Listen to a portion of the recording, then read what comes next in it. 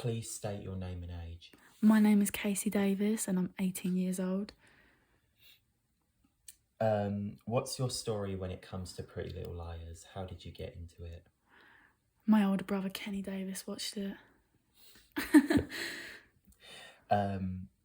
So did you read the books? No, I haven't read the books.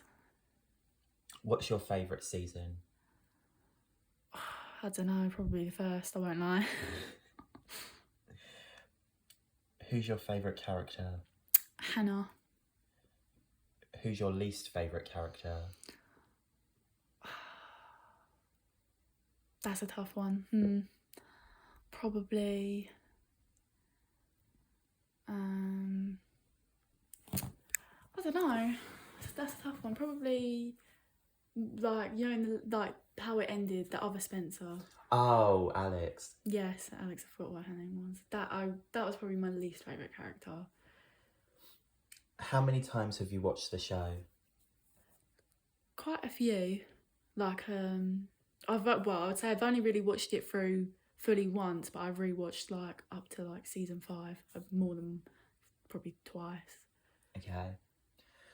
Do you like the other shows that came out around the same time, like Gossip Girl or The Vampire Diaries? I've never watched Gossip Girl, and it doesn't sound like something I'd be into. The Vampire Diaries, I have somewhat watched, and I thought it was okay, but I haven't watched it enough to know. Would you describe yourself as a fan of Pretty Little Liars? Yes. What aspects of the show did you like the most?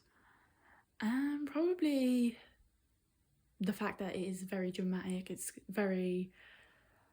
what's the word? It's quite... my mind's gone blank. It's very... what's the word? It grasps the readers. I can't think of what the actual word is, but it keeps the readers and the watchers wanting to watch it because it's very dramatic. There's always something happening, and just in general, the plot line is quite good, aside from the ending. But it's pretty good, and the relationships that are in the show, there's a lot of drama between them. Is there anything you wish the show had more of a focus on?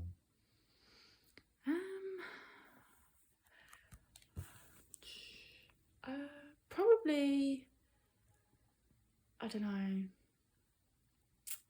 more like individuality when it came to like the characters. A lot more like more focused individually rather than them as a group, because obviously they did do a lot of group stuff, like obviously when they were like kidnapped and stuff like that. That was quite good. But I think as a whole, after that, like that specific part, like where they got kidnapped and taken to the A's house, or that weird place, The dollhouse. The dollhouse, yes. I think after that they should have gone more into depth about the effects of it, because I do feel like as the show progressed, it sort of skipped over like the effect that should have had on them. Would you recommend Pretty Little Liars to your friends or family? Yes, I would. I have in fact recommended it to one of my friends, and she did in fact enjoy it after she watched it. So Who's that? Georgia. Oh, that one. What's your gender identity? I'm a woman. How old were you when you first started watching Pretty Little Liars? Oh, I mean, I would have watched it with my older brother, and my older sister's probably quite young.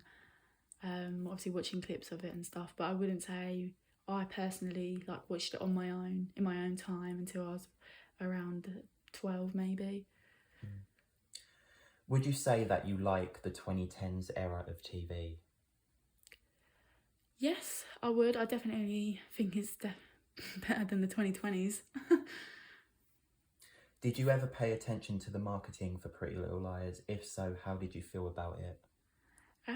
I think I would have been too young to really know about most of the marketing. Perhaps maybe for the later seasons when they were releasing trailers. But I wouldn't have seen like actual marketing for it on like the telly or, you know, elsewhere.